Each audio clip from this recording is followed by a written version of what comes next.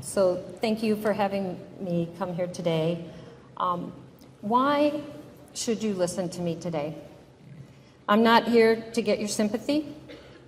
In fact, I'm going to donate a $50 Best Buy gift card to the first person that's drawn from all of you that answers 4 easy questions about what I'm going to say here today. So please pay attention. I'm here because I know that what I have to say just might save your life or someone you know's life. Because what happened to my late daughter very much easily could happen to any one of you or someone you love. I can pretty much promise that every person in this room will probably be affected by alcohol abuse or dependency at some point in your lifetime, even if you never really know it, because people are very, very good at hiding it. What you hear today might help you recognize the signs in someone you know in the future, and hopefully it will help you recognize your own vulnerability as well. So right now, I'd like to have everyone that received a picture of my daughter, Brittany, to please just stand up. You don't have to do anything, you don't have to come up on stage, you don't have to say anything. It's everyone who received her picture. If you could please stand up right now.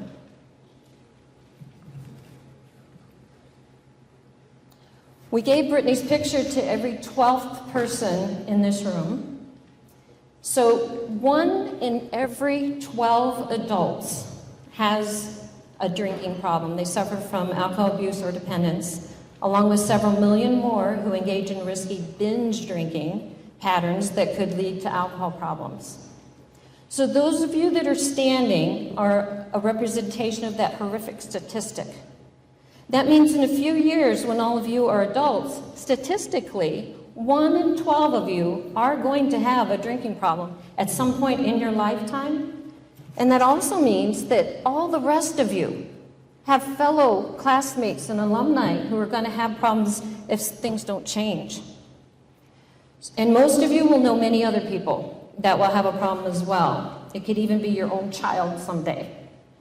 You can sit down now. Thank you.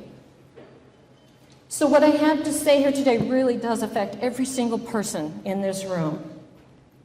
So please listen with an open mind and know what you're going to do if you ever believe that you or someone you know may be getting into trouble with alcohol or any substance use, because most of what I have to say can be applied to most substance use disorders.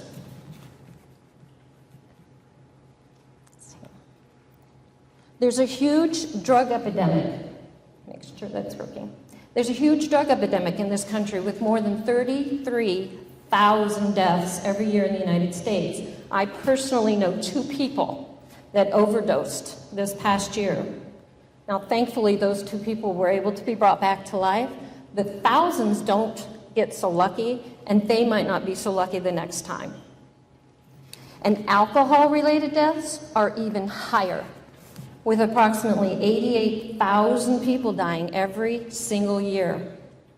So the terrorism attacks of 9/11 killed about 3,000 people.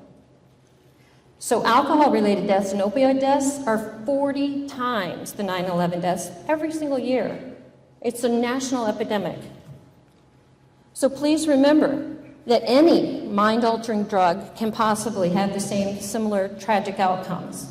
Addiction is addiction, and it's powerful. I cannot stress to you enough how powerful addiction is. Let's see here. And for those of you rolling your eyes, thinking that it could never happen to you, let me assure you, my daughter would have been doing the same thing. I know she thought she was too smart to ever get addicted to alcohol, but that did not protect her. I can't imagine that there ever was anyone who ever believed that they would eventually become addicted to alcohol. In Brittany's case, she began drinking alcohol minimally with her other family and friends when she was still in high school, maybe sooner. According to the National Council on Alcoholism and Drug Dependence, using alcohol and drugs before the brain is fully developed increases your risk of future addiction to alcohol or drugs dramatically. And the Betty Ford Hazelden Foundation's website says that a newly published survey of 43,000 American adults revealed that among those who started drinking before the age of 14, 47% of them became alcoholics at some point in their lifetime. But of those who waited until they were 21 to start drinking, only 9% experienced the same result. And I think that's pretty amazing. When Brittany went to college, she partied heavily with her friends. It was considered normal. It was a way for her to fit in and feel accepted.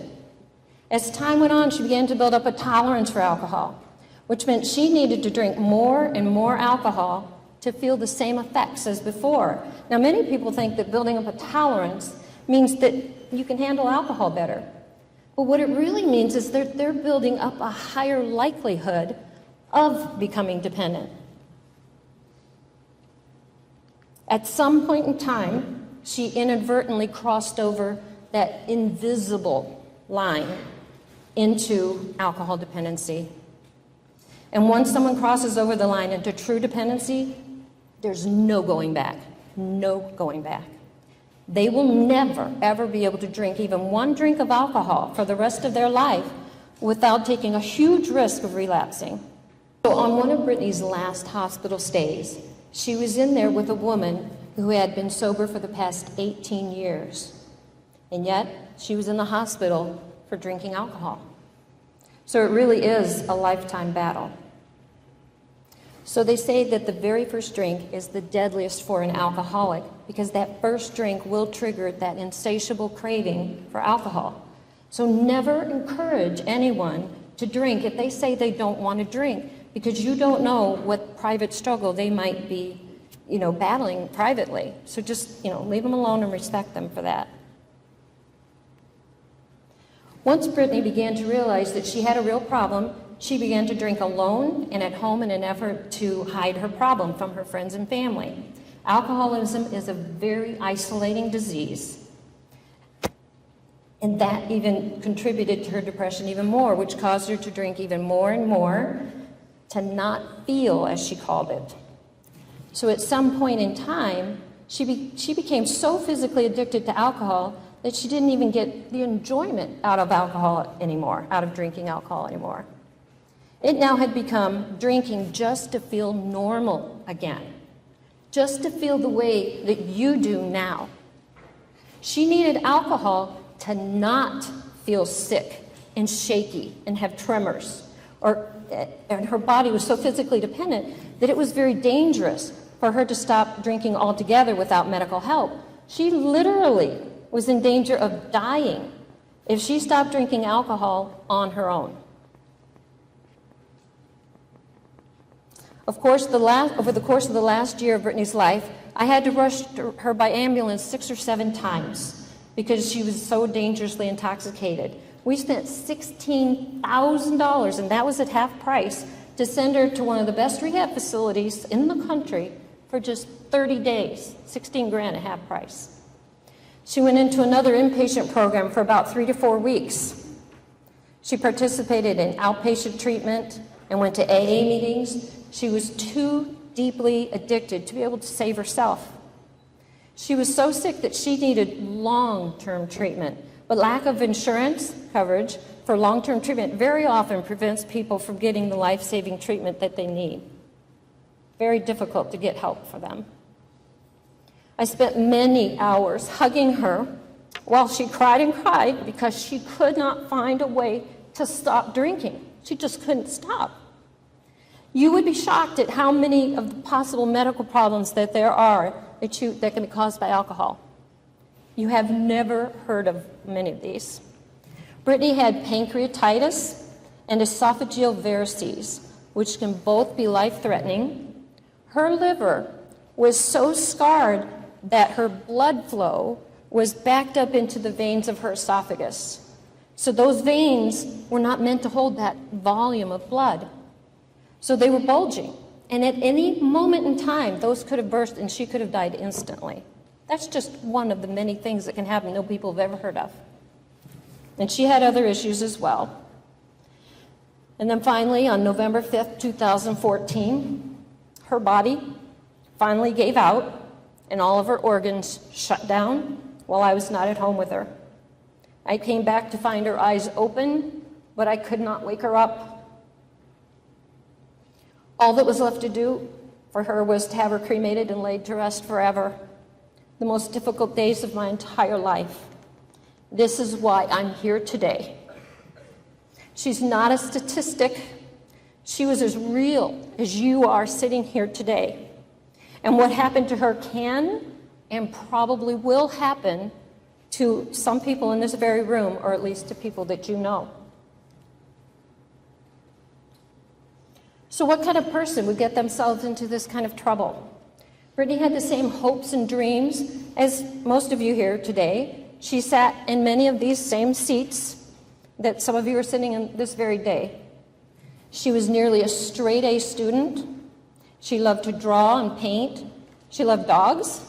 She loved her nephew and her new nephew that was on the way, who was born a month after she died. She wanted to find a loving husband and have kids of her own. She was a very loving and family-oriented person. She never in a million years would have thought that she'd become addicted to the legal drug of alcohol. But it happened to her just the same. Now, I was going to show a video of her, but I'm not going to be able to put it through. It's on Facebook, but you can see a lot of her pictures. These are all her pictures that are up on the slides, too.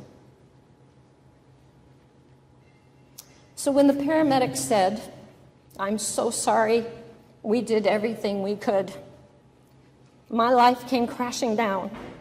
I immediately wanted to just scream so loud that everyone in Milton and around the country would hear my warnings. I wanted to let people know so many things that I had learned about alcohol that I never knew before and that people should know, because this is such a common problem. 1 in 12 adults. The recent U.S. Surgeon General, Dr. Vivek Murthy, says that addiction is a disease of the brain. It's not a moral failing. Here's my understanding of what happens to a person that is addicted to alcohol. Their brain is basically rewired so that the cravings part of the brain actually can overpower the reasoning part of your brain that would tell most of us, to stop drinking for our own health. It can make the craving for alcohol stronger than even self-preservation. What started out as a drink to have fun and fit in turns into the fight just to feel normal again and a lifetime battle to survive. It also affects millions of their loved ones. They say that alcoholism is a family disease because it truly does affect everyone around them. And many of you will become one of those loved ones down the road, and it will be heart-wrenching to watch. We need to end the negative stigma associated with alcoholism. I want everyone to know that alcohol dependency is not something to be ashamed of. It's something that happens to you. Whenever you see someone drinking out of control, please don't look at them in disgust.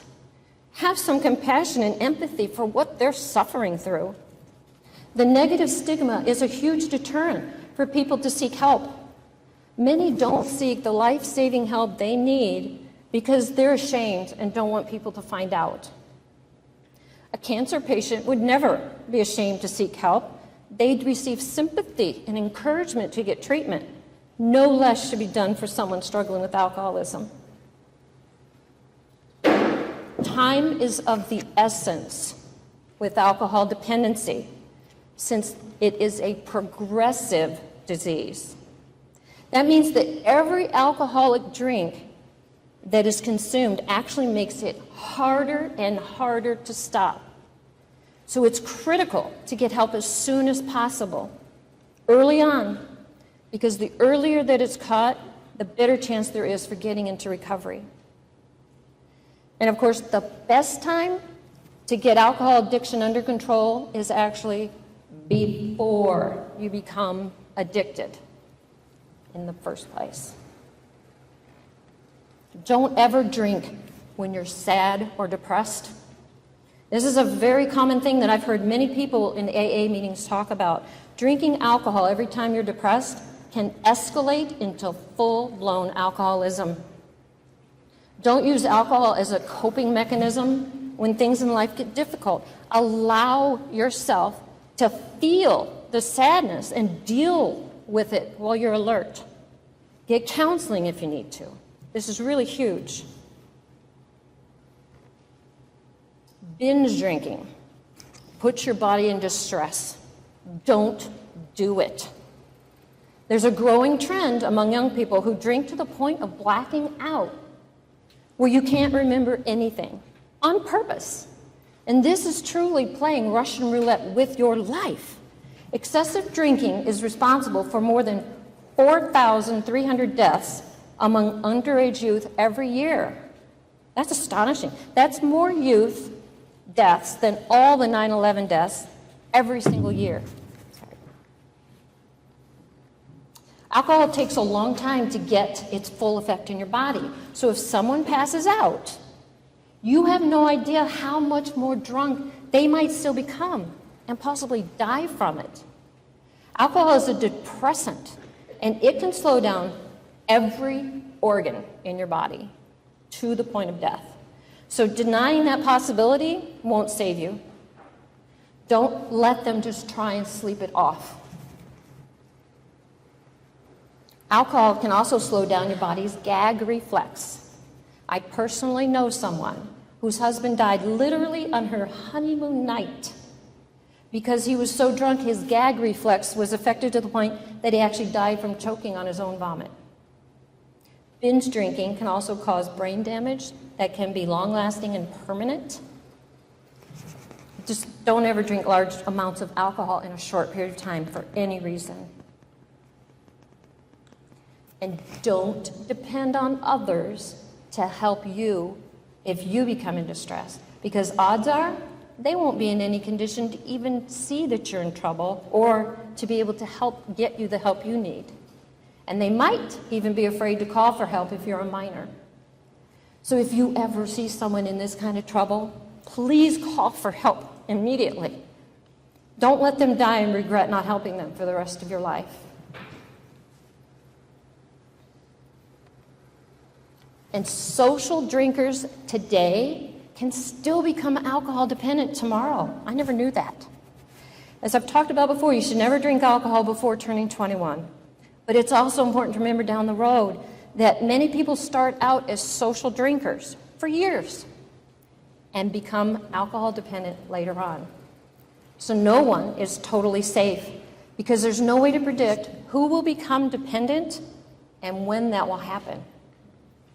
I never knew that, and most people don't. So how can you make a difference in society?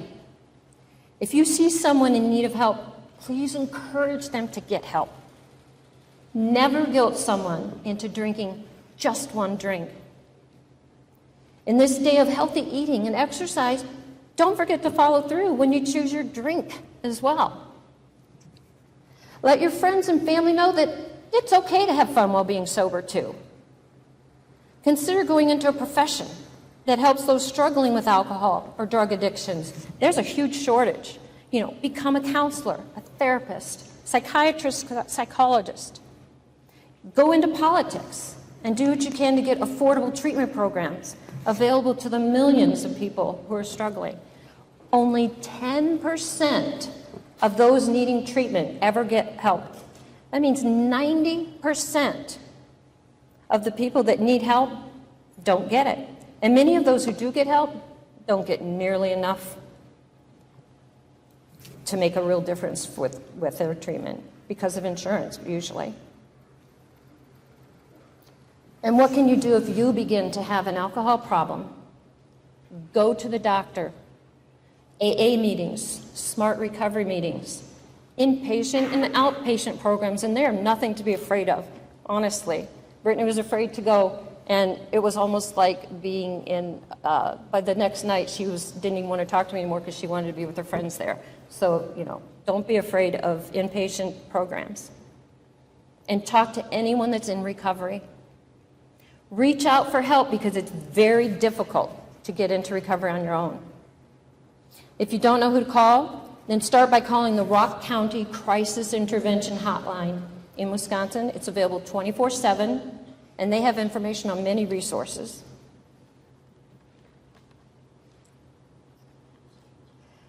And I'd like to thank Jeremy Billhorn and Pat Yauk for having me come and speak with you today.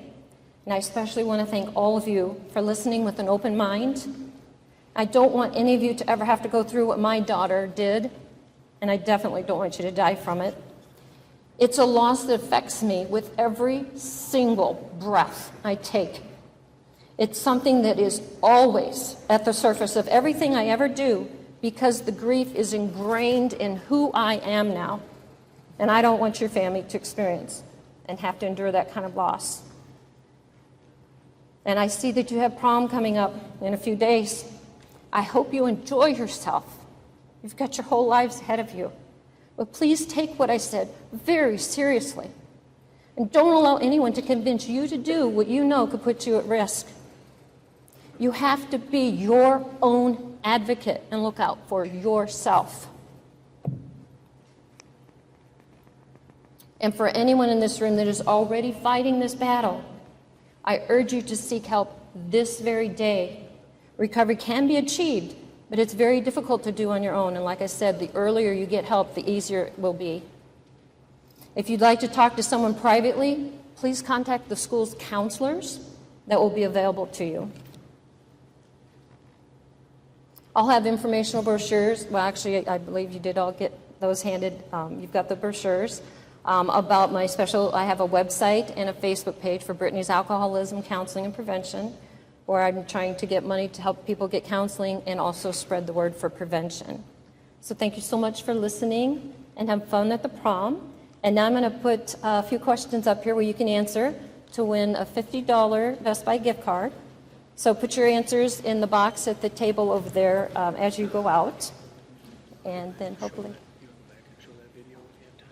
Oh, actually, if you would, if you think we have time, yeah, it's about 4 minutes. I think they can do the video now, so you can kind of see.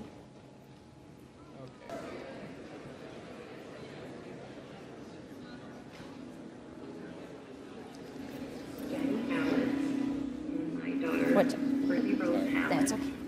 I'm not doing this to give my daughter's life meaning because she had that. I'm doing this to give her death meaning. She just died this last November from alcohol abuse. And she was just 26 years old. Came home and found her dad in bed, which is the most devastating thing a parent can ever go through. To see her eyes open, like you couldn't wake her up. You can't imagine what it's like to lose a daughter, and I'll never get to go to her wedding.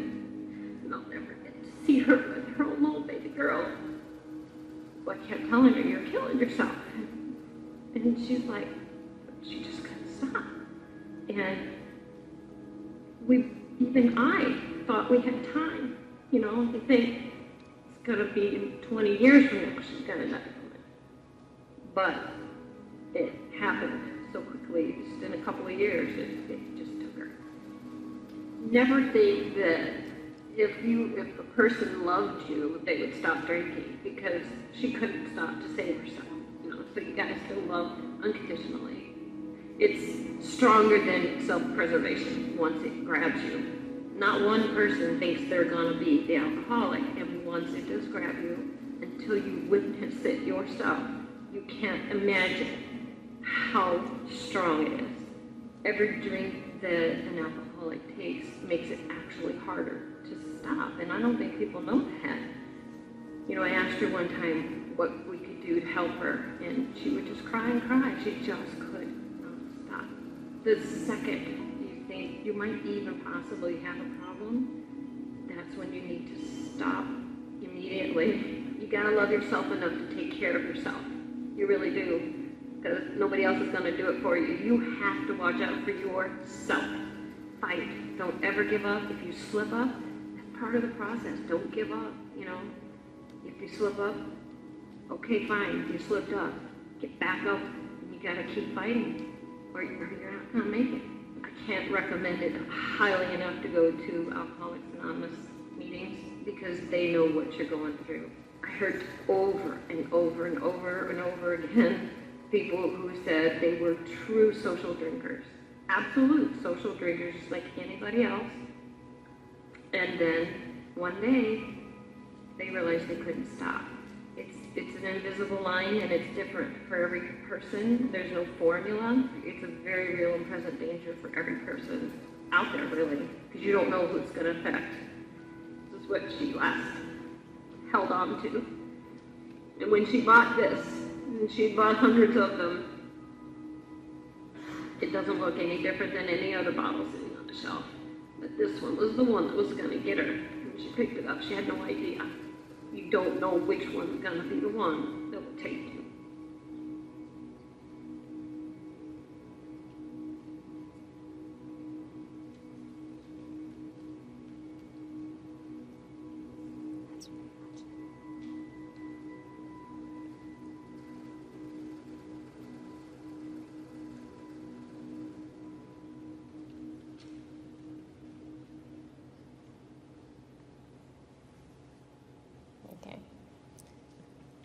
So thank you. So now we're going to put up the questions for you to put your 4 answers on your answer sheets.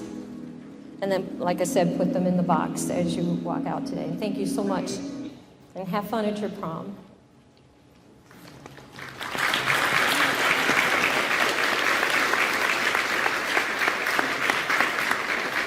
You may have to read them out.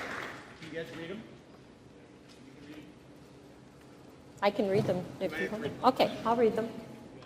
So number 1, how many adults have a drinking problem in the United States? And A is 1 in 12, B is 1 in 1,200, and C is 1 in 12,000. And number 2, this is a true or false. Getting help early is critical because alcoholism is a progressive brain disease, making it harder and harder to stop with every alcoholic drink that an alcoholic consumes. True or false? And number 3, which of the following is a danger of underage binge drinking? Which one is the best answer? A, even after passing out, a person can get worse to the point of dying. B, the organs in a person's body can be slowed down even to the point of death. C, a person's gag reflex can slow down so much it causes them to choke on their vomit. D, your friends might not be sober enough to recognize if you get in trouble or to help you if you get in trouble, and they might not want to call in fear of getting them or you into trouble. Or E, all of the above. And number 4, this is true or false. If someone is a social drinker for 10 years or more, they don't have to worry about ever becoming an alcoholic in the future. Is that true or false?